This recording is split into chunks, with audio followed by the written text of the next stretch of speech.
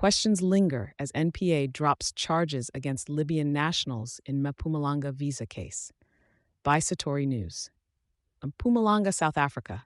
The legal saga concerning 95 Libyan nationals detained for alleged visa fraud at a suspected military training camp in Mpumalanga has taken a surprising turn. The National Prosecuting Authority (NPA) of South Africa, in a move that has caught the attention of the nation and stirred debates over domestic security, announced the withdrawal of all charges against the group on Thursday.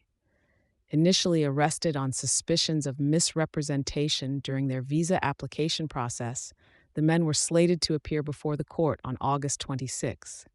However, the hearing was abruptly moved up, and the NPA disclosed that the charges were dropped due to insufficient prospects for a successful prosecution, as outlined by NPA spokesperson Monica Nuswa. Acting Director of Public Prosecutions, Sanjan Ntuli, after examining the evidence and considering various policy aspects, opted to withdraw the indictment. While the charges were rooted in visa fraud, the gravity of potential national security risks was also flagged. The South African Police Service, SAPS, tasked with delving into more severe allegations related to the group's activities, opted to refer matters of immigration to the Department of Home Affairs, DHA. The DHA is set to handle the cases administratively under the Immigration Act's provisions, sidelining the criminal justice system. Crucially, despite the dropped charges, the investigation remains active, with a focus on the individuals responsible for planning, organizing, and financing the said training camp.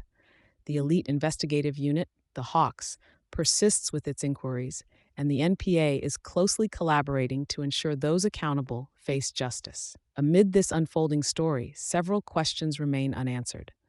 Police Minister Senzo Machunu's spokesperson Kamogelo Mogatsi emphasized that the visas in question were dishonestly obtained, justifying the need for the Libyans' deportation.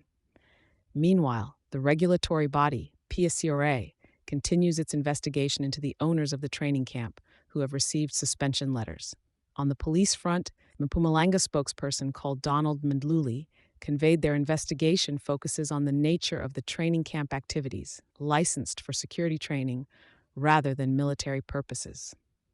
In a brief courtroom interlude, presiding magistrate Eddie Hall acceded to the state's request to withdraw the charges, noting the prior consultation with the defense. It allowed the DHA to transition to dealing with the Libyan nationals through administrative processes. Following the court's decision, the Libyans' counsel, Nico Duplessis, expressed client satisfaction, underscoring their consistent desire to return home.